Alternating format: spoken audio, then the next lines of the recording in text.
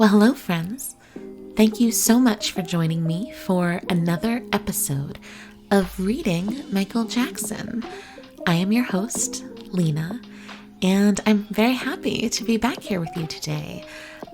Before I get into this week's episode, I want to first acknowledge that I recently moved, and because of that, I am now in a place where I do not have carpet. So my whole home is wood floor and stone. And because of that, I'm not quite sure how the sound quality will be of this episode. So if you notice the sound being slightly off, it's probably due to that, and I am actively working on it. But if you think it's fine, please let me know, because I'm a little self-conscious about it. I want the listening experience of this podcast to be pleasant and enjoyable. So this week, we are kicking off the second half of Dancing the Dream, and we are starting that with a piece based on a true story and on a true person. Michael didn't write that much about specific people in his life or specific life experiences, but he did write about some, and one of them was Ryan White. Now, Ryan White was very famous without his association to Michael Jackson, so many of you may have always known about or have heard about Ryan White, but depending on where you're from in the world or how old you are, it's possible your only understanding of Ryan White is as connected to Michael Jackson. Either way, to just briefly review, Ryan White was an American teenager who had contracted HIV and AIDS through a blood transfusion when he was a child. This was in the early to mid 1980s, I believe, 1984. And at this time, of course, there was a real lack of knowledge about the spread of HIV and AIDS. And so Ryan was quickly thrust into the public eye as a public figure who had AIDS because the school he attended would not allow him to continue going out of fear that he would pass his illness on to other children and teachers. So, of course, this made national news, and of course, this became a huge story. Michael Jackson, along with a few other notable celebrities like Elton John, befriended Ryan, reached out to him, offered support, and were very present in his life during his final years. So it's not surprising that in Dancing the Dream, Michael has written a dedicated piece to Ryan, and that is what we are reading today. So, as always, get comfortable, get cozy, and join me for this reading of Ryan White.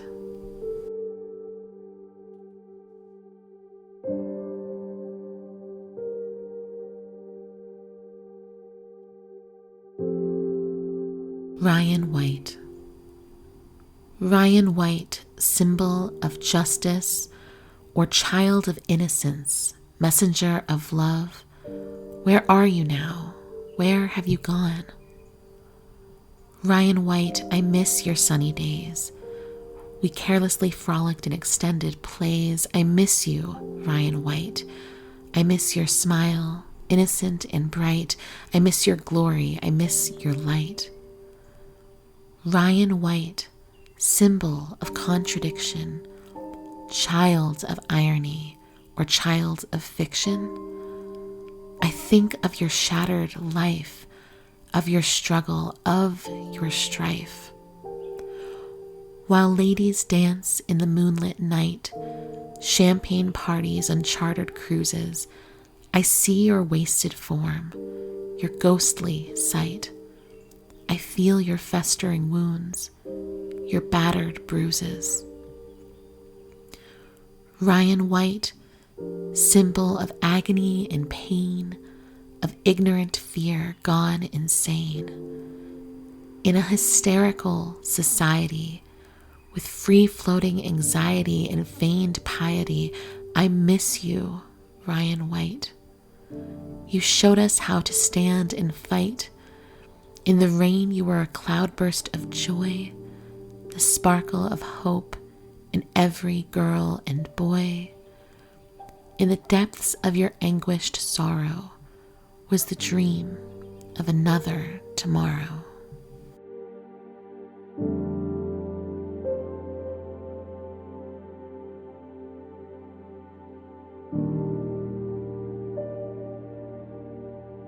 You know, as I read this piece, I realized I should have warned you at the beginning that this would be a heavy episode. It would be a heavy episode. It's difficult to hear about and think about Ryan White and not feel an extreme sense of sadness about what he endured and how short his life truly was.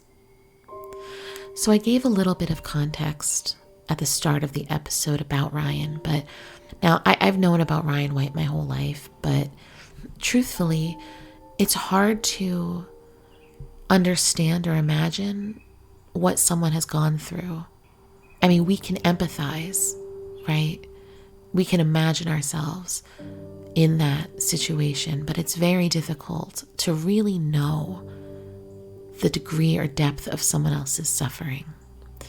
So when I was reading about Ryan prior to recording this episode, I read that as a child he was a hemophiliac and he had a condition where he needed frequent blood transfusions.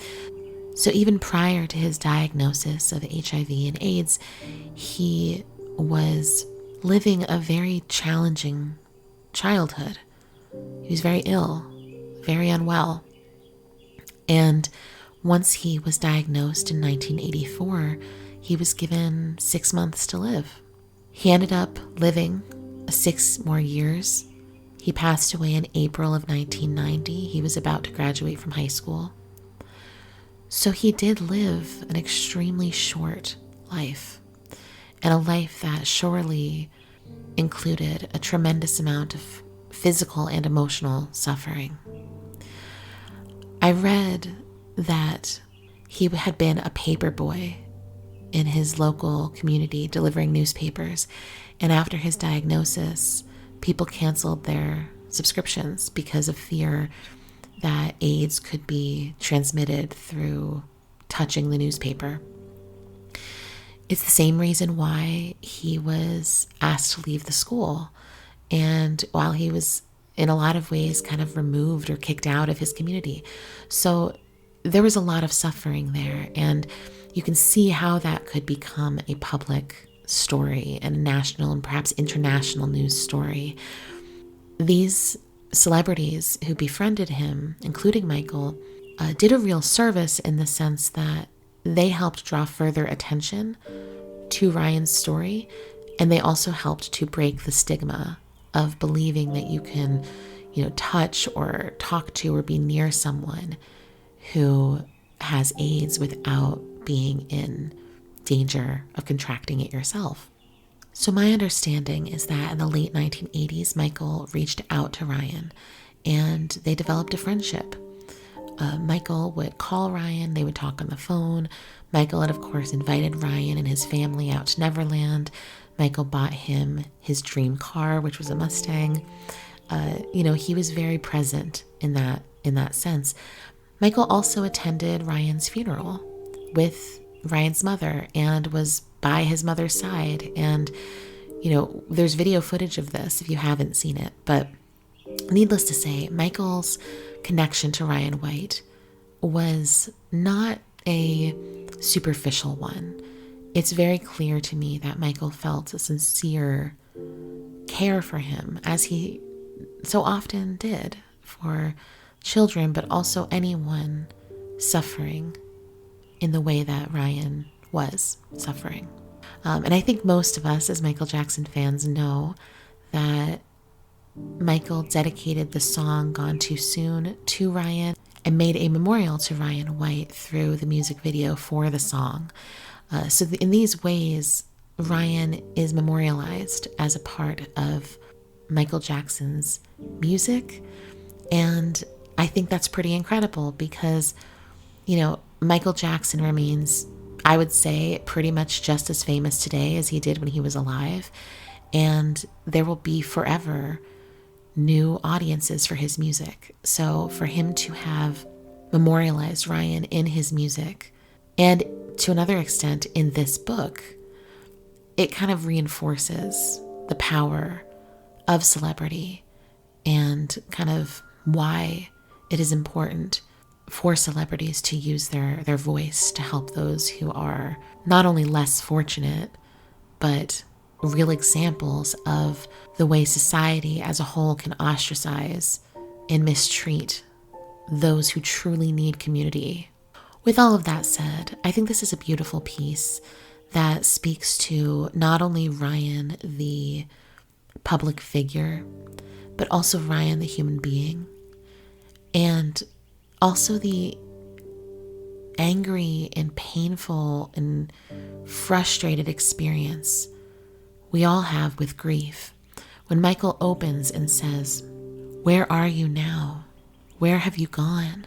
That resonates so much when it comes to grief, when it comes to death and not understanding what happens to the person inside of the body.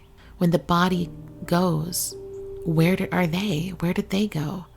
I also think this line not only speaks to that struggle with grief, but also that struggle and crisis of faith, where something so unjust happening to someone can really make you question the entire setup of life. He later says, "While ladies dance in the moonlit night, champagne parties on chartered cruises, I see your wasted form, your ghostly sight. I feel your festering wounds, your battered bruises." And with that section, I was thinking about how we could read that two different ways. We could read that as Michael, sitting by Ryan's side and seeing him deteriorate and watching him slowly die while, the rest of the world goes on. And at the lowest lows of a person's life, others are at their very highest moments. And there's something terrifying and disgusting and beautiful about that. That life is this ebb and flow of experience. But I also think you could read this as, here we are, it's after Ryan's death. And while in these moments, when perhaps Michael is present with these women and their champagne and their dancing, and what he is seeing in his mind's eye, what he is seeing as he sits there, perhaps the distraction of remembering Ryan and how he looked in the final moments of his life, recalling Ryan's smile, recalling his energy and his light, recalling the potential that his life had. I'm sure any of us who have experienced significant grief or significant pain of any kind, which I would imagine is most of us, right? We've all had those moments where you're physically present somewhere and everyone there is having a different experience than you because you're still inside of yourself, because you're so hyper aware of the pain you're feeling and the pain of the world and the injustice of something. I mean, I've experienced this plenty of times. And like I said, I think it's a pretty universal thing to at times feel alone in a crowded room, not only for social reasons or whatever, but because you have that hyper awareness of either your own or someone else's suffering. And it becomes very difficult to go on in each moment. To some degree, I think life requires us to disconnect sometimes, to be able to be those people dancing on a chartered yacht or whatever. Maybe not that specifically, but to be able to be people that can turn it all off and just enjoy life. Because if you constantly lived with the awareness of the suffering around you, you would be unable to live. But at the same time, there's a real sickening aspect of life. Like Michael is saying here, a child can be rotting away and dying while everyone around them is celebrating and enjoying themselves and living a glamorous life. And how could you not question everything? Any human suffering, I think, makes you question things, right? But the suffering of children feels especially wrong. Like it goes against the rules of what life should allow.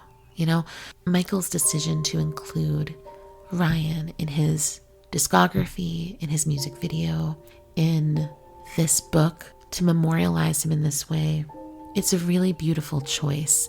And I want to talk about the artwork that accompanies this piece, actually, because this poem is on the right-hand side of the book when you open it. And on the left-hand side is a beautiful drawing. And in this drawing, there's a boy standing at the top of a mountain. He's wrapped in a blanket, and the blanket is kind of whirling away from him in the wind. But he stares steadfast forward. Above him, there is a beautiful white bird that has its wings spread and seems to be watching over him, or perhaps lowering itself toward him. There are stars around him and there is light.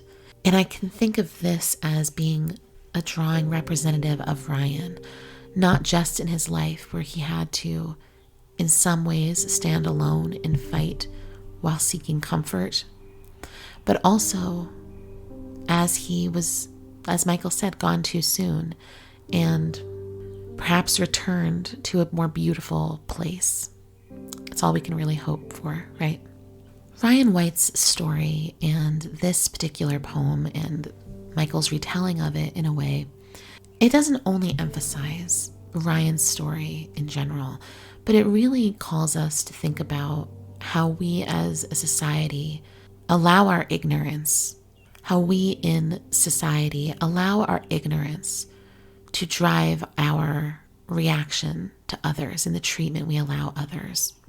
While I have no doubt that you and everyone listening are beautiful, wonderful people and who all try your best to not be judgmental and to not, let your ignorance of others manifest in fear of them and mistreatment of them, we're all human. And I don't think anyone can ever say that they didn't experience a time in their life where they maybe unjustly judged someone else, right? So in thinking about not only what Michael wrote about Ryan, but Ryan's story as a whole, I think it's helpful for all of us to self-reflect on what is it that we're holding on to? In what ways might we be projecting onto other people our own fear, our own ignorance? Where can we lower our own barriers so that we are not unintentionally contributing to others being ostracized in society? And typically, when people do, they feel very just in that. I'm sure the people who were trying to get Ryan removed from his school thought they were doing the right thing and believed that what they did was the best choice for everyone. But it was based in fear and it was based in ignorance, and it ended up hurting more people than just Ryan. Now, obviously, Ryan's story led to larger discussions and more open discussions about the truth of HIV and AIDS, and I think ultimately had an incredible impact on the public perception of these things. But it's not fair for someone's life to be boiled down to being a sacrificial lamb for the rest of us to learn from. We can learn on our own without requiring human sacrifice. So I guess that's what I'm saying. Despite how evolved each of us may be, we can all continue to evolve and continue to grow and be better people. And I think that this is a good reminder of that. It's not just Michael talking in thematic terms or parables. It's a real person. Ryan White was a real person, a real little boy who had a paper route that people canceled because they were afraid of him. With that said, another element of this, and that goes without saying perhaps, but we'll continue to talk about this in the coming weeks, I'm sure. Michael's ability to relate to children, but specifically relate to disabled children or ill children really suffering physically in some way. Obviously, it comes from a place of real compassion and love inside of him. But it's evident to me why Michael would also relate. I mean, a child not being allowed or able to go to school because they were different, a child being a public figure without much control over what people say or think about him, a child forced into the public eye, a child who could not have a normal experience with childhood, who could not play, who could not, spend time with other kids, who could not go out into the world and just be free like every other child, a child who had adult concerns and fears and responsibilities. These are all things that Michael's childhood and Michael as a child had in common with children like Ryan White. So I think it's important to recognize when we look at Michael's history and legacy with children, there's so many misunderstandings and there's so many things that are falsified about it. But the part that I think is most heartbreaking to me is that Michael's enjoyment of children was not just because, he was a child inside or whatever people like to say, which I don't believe anyway.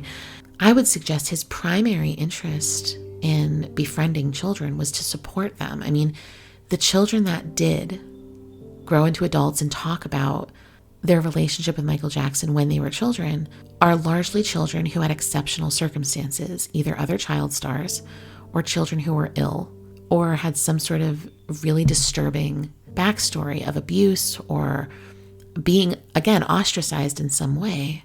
Michael's entire point of building Neverland was to create a place where he could invite disabled and ill children and children from inner cities and children that would not ever in a million years have access to a place like this, who would never be able to go somewhere and feel accepted and normal and free.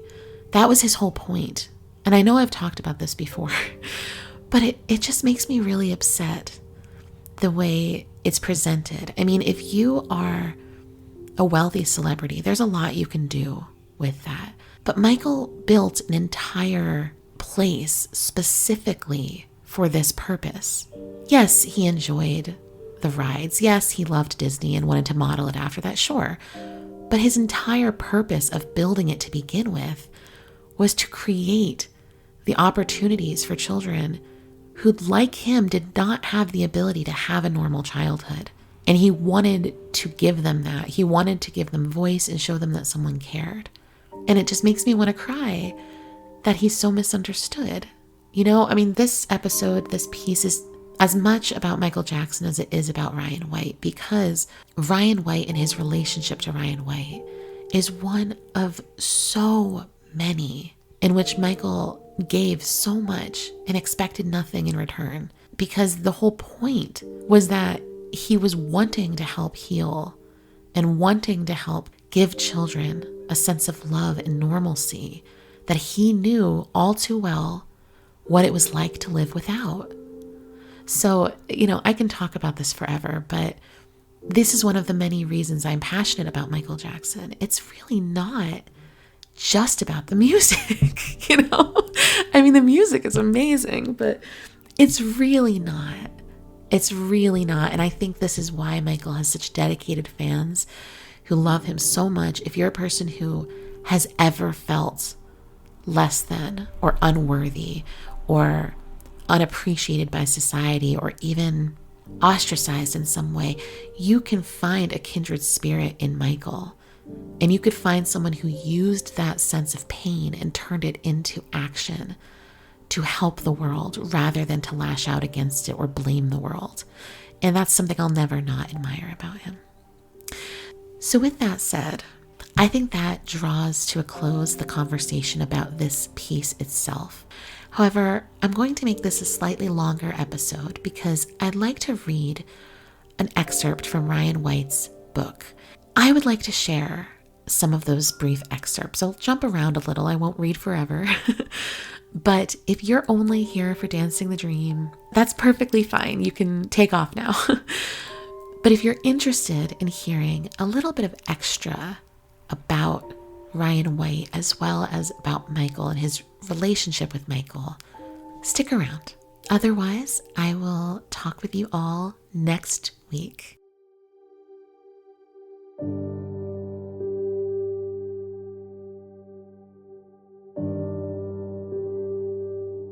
So in 1992, 2 years after Ryan White's death, his book came out. It was called My Own Story, and it was written by Ryan White and Anne Marie Cunningham. Apparently, he started writing this when he was quite young, but then worked with Cunningham to finish it, and she also completed it once he was not able to. So there are several excerpts from this book that are absolutely worth reading. I'm going to jump around a little bit just to share some different pieces of Ryan's writing. I highly recommend checking out the book. Maybe we'll end up talking about this more in depth at some point in the future. But for now, here's just a few short excerpts of his book. When we went to restaurants, people would get up and leave, so they wouldn't have to sit anywhere near me. Even in church, no one would shake my hand. Panic spread all over town. Lots of times, kids flattened themselves against walls when I walked by. I heard kids telling Ryan White jokes, and grown people passed along lies about how they'd seen me biting people or spitting on vegetables at the grocery store. I never did and never would. When I finally did get back into class, after a judge said the school was wrong, an awful lot of people still wanted me gone. AIDS can destroy a family if you let it, but luckily for my sister and me, Mom taught us to keep going. She said, "Don't give up, be proud of who you are, and never feel sorry for yourself." One day, Michael Jackson called me. Wow, I didn't know why he had, except maybe he's from Indiana too. He was in his car, he said. "If I lose you, man, I'll call you back," he told me. So I told him what I was doing, what movies I'd seen, what school was like, how John and I had been window shopping for stereos, stuff I'd talk about to anyone. I said I was playing his albums. I liked Man in the Mirror the best. Michael's not flaky or weird, like you read in those newspapers you can buy in the supermarket. He's real quiet and soft-spoken. Sometimes he takes a while to say things. He's just kind of gentle and peaceful. He was a nice new friend for me to have. "Next time you're in LA, we'll get together and have some good old fun," he told me. Well, I couldn't wait. On the day we were going to spend with Michael, a limo picked up Mom, Andrea, Heather, and me very early at our hotel. After we climbed in, we were told that we couldn't take any cameras with us because we weren't allowed to take pictures. About 3 hours later, about 10 in the morning, we drove up to the entrance of Neverland, Michael's ranch. Michael was wearing black pants and a red and black jacket and a black hat. He always wears my favorite colors. He showed us around the main house. Just like me, his dream is to have kids, so the house had a bedroom for a little boy and one for a little girl. At lunch, chicken, corn on the cob, and pumpkin pie, we met Michael's monkeys. His famous one, Bubbles, wasn't there, but the others made up for him. I felt very comfortable around Michael because I could see he was just as shy as I am. He seemed like a regular person to me. I certainly could relax with him. At lunch, there was juice and Pepsi. Mom asked if there was any Coke. Then she remembered Michael's Pepsi commercial. She really thought she'd blown it. Michael smiled. He knew what she was thinking. He said that Mom was just like his mother. So Mom got up the nerve to ask a mom-type question. "Michael," she said, "is it true that you sleep in an oxygen tank?" That's something the tabloids have said about him. Michael laughed. "Now, Jean," he said, "you know all the stuff that's been written about you and Ryan." "Oh gosh," Mom said, "I understand." After lunch, Michael asked me if I'd like to ride around part of the ranch in his four-wheeler. "Yeah," I said. Andrea was going to try his trampoline. Heather and Mom were checking out his outdoor hot tub that had a video screen on one side. Michael and I set out over the ranch's dirt road. I was at the wheel and he rode in the back. I took off and Michael yelled, "Slow down, Ryan." After we'd gone a few miles, he asked me if I could find my way back to the house. "Sure," I said. I listed a few landmarks. "Good for you," Michael said, "but now let me drive." When we caught up with Mom and the girls, it was getting late. We had homemade pizza for supper, and then it was time for us to drive back to LA. I told Michael that I really, really wanted a photo of us together. So we sent someone out for a Polaroid camera and drove down with us to the ranch's entrance. Mom got some good shots, and then we said goodbye. As the limo headed for the highway, Heather covered her face with her hands, shook her hair back and forth, and started laughing and laughing and laughing. "I just can't believe it. I just can't believe it," she cried. "We spent the day with Michael Jackson. I can't believe we were with Michael Jackson." On bad days, I had to rely on the phone for social life. Michael called to say he was busy working on an album. "We've got to get together and goof off again," Michael said. He wanted to know if I could come back to the ranch after Christmas. Well, when Michael invites you, you don't say maybe. The drive took about 3 hours. The limo dropped me off at the Bungalow 3 for the rest. Michael said, "See you at 7. That was supper time. I was worried. My stomach ached and I was having cramps. I called Mom. "I shouldn't have come," I told her. "I don't want to be sick here with Michael." "Well, you haven't eaten in a while," Mom pointed out. I took a nap and went up to the main house for supper: chicken, beer ribs, and baked potatoes. Then Michael and I went to his private theater and watched 2.5 hours of Three Stooges reruns. We ate popcorn from the theater's own machine and had pizza delivered from the house. I felt a lot better and had a great time. Now I was glad I had come. "I like your jacket," Michael told me, "but I want you to have a heavier one." So the two of us drove to a nearby town in Michael's Bentley. The best part was, the man in the shop didn't believe that Michael and his credit card were for real. Michael gave him the ranch's security number, and he called to clear the card and to double check that Michael was who he said he was. I showed Michael a video that Mom, Andrea, and I had made for him of our whole house, every room, every poster, and decoration we have on the walls. "When you come to visit now," I told him, "you'll know your way around our house." That night, we watched the new Indiana Jones movie, The Last Crusade. How lucky can you get, I thought. The lines were too long to get in at home, but I was getting a private screening. "I have to leave early tomorrow, before you go," Michael said. "I'm sorry I won't be around, and I'm sorry I don't have the autographed photo you wanted, but I'll mail it to you." When we hugged goodbye, Michael said, "Never give up. Do it for me." I called Mom to tell her I was on my way home. "There's a big box at the ranch entrance for me to take home," I told her. "It's driving me crazy. What do you think it is?"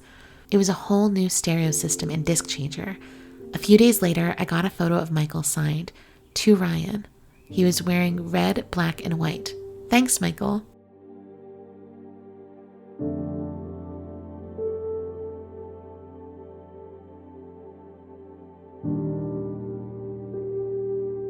And then this, I believe, is written by Anne Cunningham. For the next week, Ryan remained unconscious, in critical condition in the intensive care unit of Riley Hospital. Dr. Kleiman told Jean he was sure Ryan was not in pain, but Ryan's chances of pulling through, he said, were only 10%. When Michael Jackson called, he would have 2 minutes to speak. "Ryan," Elton John said, "you can't turn down a superstar like this. I'm grade B compared to Michael." He held the phone to Ryan's ear so Michael could encourage him. At about 1 o'clock Sunday morning, Michael Jackson called again from Atlantic City when Jean told him Ryan was not expected to live. Michael declared he was flying to Indianapolis right away. "Ryan is dying. I feel terrible," he says. About 1 a.m. on Sunday, Jean takes a call at Ryan's bedside from longtime friend Michael Jackson. Michael bought Ryan a red Mustang about a year ago, and the Whites have been frequent guests at his California ranch. Michael wants to come that minute. He's in Atlantic City. "How long will it take you, Michael?" she asks. Jean looks at a nurse wearing gloves. 2 hours? She asks the nurse. The nurse shakes her head. "Michael, don't come, honey. Ryan isn't expected to last 2 hours. We know how much you love him." Jackson says he'll be there in the morning, and he is. As soon as Michael Jackson arrived, he went straight to the Whites' home in Cicero. He was very upset that he hadn't gotten there before Ryan died. He went up to Ryan's room, which was full of his collections, posters, and souvenirs, including his director's chair from the movie set. In the closet was the heavy new leather jacket Michael had wanted him to wear. Michael sat quietly, looking at everything for a long time. Jean offered him anything he liked there as a keepsake, but he asked her to leave Ryan's room just as it was.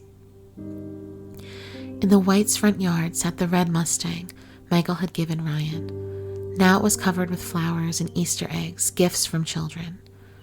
Andrea took Michael out to show him the car, and they sat in it together. When Michael turned on the CD player, Ryan's favorite song, Michael's Man in the Mirror, began to play. Michael smiled proudly. He knew it must have been the last song Ryan had played. Ryan died at 7:11 a.m. on April 8, 1990. It was Palm Sunday.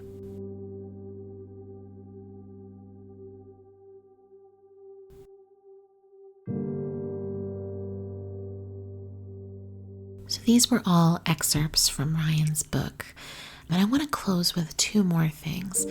First is a quote from Ryan's mother talking about their friendship. She said, "3 days after the funeral, Michael called me and asked me how I was doing. I said, 'What made you and Ryan so close?' Michael said, 'Nobody ever acts normal around me.' Ryan knew how I wanted to be treated because that's how he wanted to be treated. I can't trust anyone because everyone wants something from me." Then he said, "I promised Ryan he could be in my next video, but now that he is gone, I can't put him in my video. But could I do a video for him?" I was like, that's unbelievable. And he did a video called Gone Too Soon. That's the memory that'll stay forever. I'd also like to read a brief quote from Michael talking about Ryan White. He said, "The hardest for me is I don't understand when a child dies. I really don't. I think there should be a window where there's a chance of dying, but not in this window of time. When a child dies, or if the child is sick, I really don't understand it. But I listened to Ryan White, 12 years old, at my dining room table at Neverland, telling his mother how to bury him. He said, 'Mom, when I die, don't put me in a suit and tie. I don't want to be in a suit and tie. Put me in Oshkosh jeans and a t-shirt.' I said, 'I have to use the bathroom,' and I ran to the bathroom and I cried my eyes out. Hearing this little boy telling his mother how to bury him, that hurt me. It was as if he was prepared for it when he died. He was in Oshkosh jeans and a t-shirt and a watch that I gave him. How could your heart not go out to someone like that?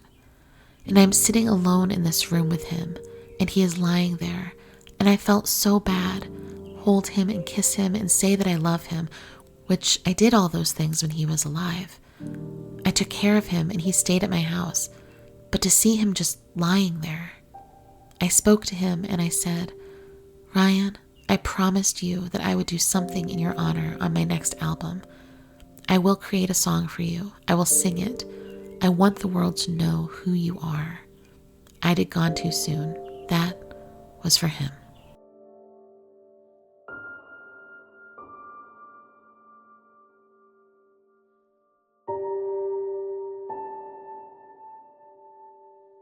So this draws us to the very end of this very long episode. If you stuck around this whole time, I do hope you enjoyed the little bit of extra content here. I thank you for giving me the opportunity to read and share that as well. So I wish you all the best, and I will talk with you next week.